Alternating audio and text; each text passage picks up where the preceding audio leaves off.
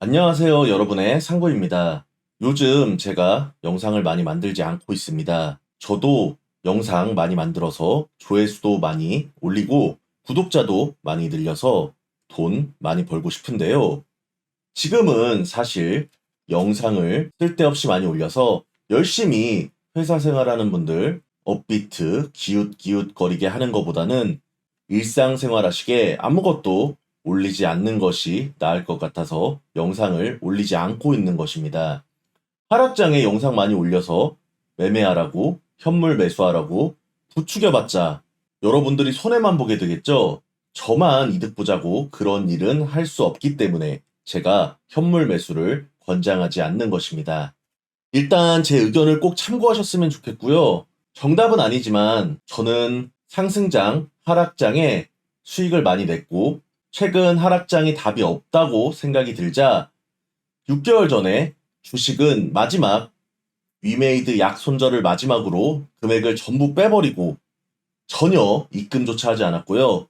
코인 매매도 현물 최근 반등장 들어갔던 것 이후로 현물 매매를 거의 하지 않고 있으며 원래 트레이딩 하던 금액의 15분의 1만 놓고 매매를 하고 있습니다.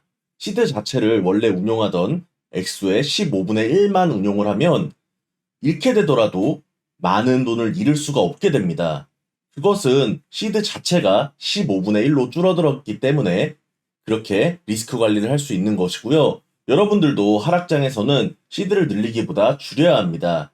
은행에서 대출을 받아서 매매를 하는 것이 아니라 은행의 대출을 갚고 시드를 줄여야 한다는 것이죠. 지금 금리 인상에 타격을 받고 있는 사람들은 빚을 상환하지 못한 사람들입니다.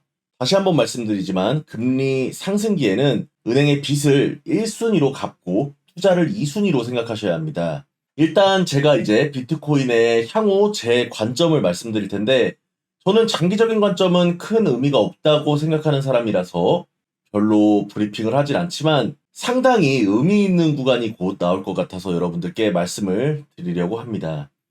이쪽은 2017년 고점을 찍고 하락했던 1차 상승장이고요. 이쪽은 코로나 유동성 공급 이후로 폭등했던 2차 상승장이었다고 규정하고 말씀을 드리겠습니다. 보시면 1차 상승장보다 2차 상승장이 훨씬 많이 오르고 훨씬 많이 조정을 받은 것 같지만 사실 이것은 비율로 따지면 거의 똑같습니다. 이것은 가격에 따른 폭이 커 보이는 착시 현상일 뿐이죠. 비율은 똑같다는 것입니다. 차트를 축소해서 1차 상승장을 먼저 보겠습니다. 차트를 옮겨서 1차 상승장만 보니까 확연히 드러나죠. 아까와는 다르게 큰 폭의 상승과 큰 폭의 조정이 있었습니다. 고점 대비 저점은 약 6토막 이상이 났고요. 알트코인은 거의 90% 이상 폭락을 했습니다. 그리고 이때가 큰 하락이 끝나고 조정을 받고 상승했던 불반등장이었는데 약 4배가량 올랐습니다. 저는 이 불반등장을 먹고 싶어서 지금 그렇게 오매불망 기다리고 있는 것인데요. 자, 이때 6K 때 엄청난 횡보를 했습니다. 이후에 3K까지 반토막이 났죠. 그리고 이때 당시에 알트코인 가격은 비트코인은 약 80%가 빠졌어도 알트코인들은 95%가 평균적으로 빠졌습니다. 이게 80% 하락한 것과 95% 하락한 것은 굉장한 차이가 있습니다. 99% 하락한 종목들도 많이 있었고요. 이것은 루나같이 망한 게 아니라 그냥 조정을 99% 하락을 받은 겁니다. 지금도 살아있는 코인들도 많이 있고요. 그러니까 알트코인은 사실상 고점 대비 현물 청산 수준으로 바닥을 쳐야 반등을 할 가능성이 있다는 것이죠. 그런 관점에서 봤을 때 저는 지금 알트코인의 가격은 살짝 아직 고점이지 않을까. 살짝이 아니라 많이 고점이라는 생각이 듭니다. 그것은 고점 대비 알트코인이 얼마나 빠졌는가를 보시면 알 수가 있는데요. 저는 적어도 95% 정도 알트코인들이 하락을 해야 이것은 찐 바닥에 근처에 왔다라고 생각을 하고 있고요. 일단 알트코인이 그렇게 빠지기 전까지는 항상 의심의 눈초리를 가지고 있습니다. 자, 2차 상승장 보겠습니다. 거의 똑같아요. 고점 대비해서 6토막 나지 않았습니다. 고점이 69K이고 현재 19K라고 봤을 때 6토막이 나려면 약 10K 초반까지 떨어져야 한다는 것이죠. 그런데 이쪽에서 횡보를 하다가 떨어질 것인가? 저는 이 부분에 있어서는 약간의 의문점을 가지고 있습니다. 왜냐? RSI 상대강도 지수가 저점을 나타내고 있기 때문입니다.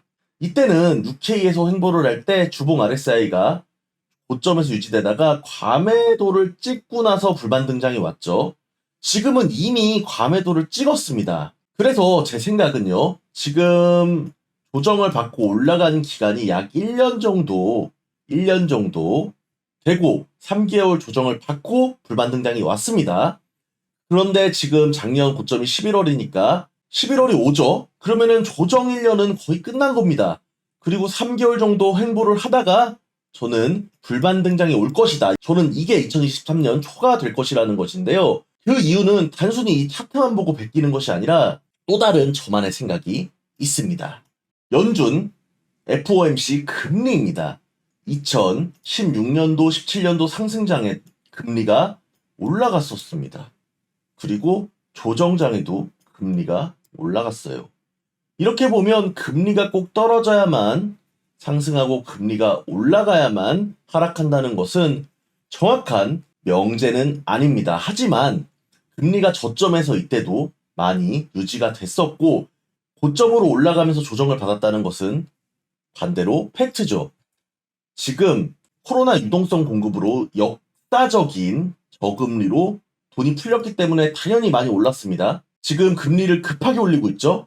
저는 FOMC에서 지금 예고한 대로 올해 말 내년 초까지 고점을 찍고 내년에 좀 유지를 하다가 내리겠다.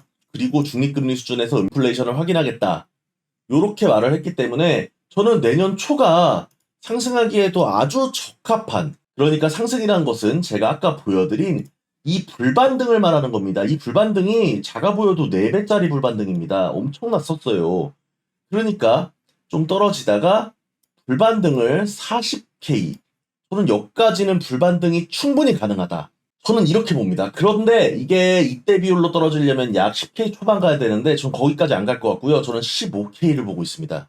패닉셀이 일어나서 뭐 10K 초반 갈 수도 있겠지만 저는 15K 부근에서 아마 저점을 체킹하고 3개월 횡보하다가 이 불반등이 온다는 것이 저의 생각이고요.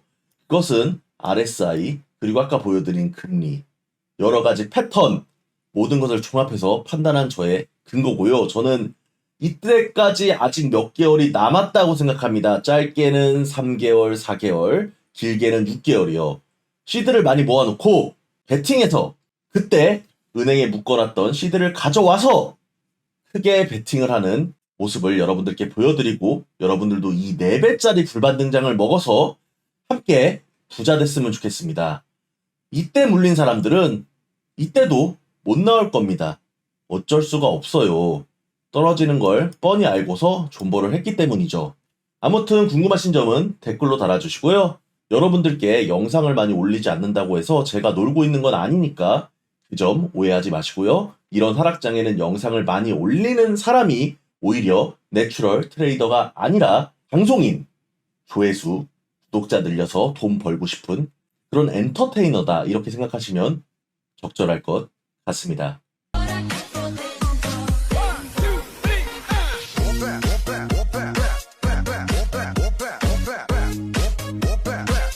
Gangnam Style.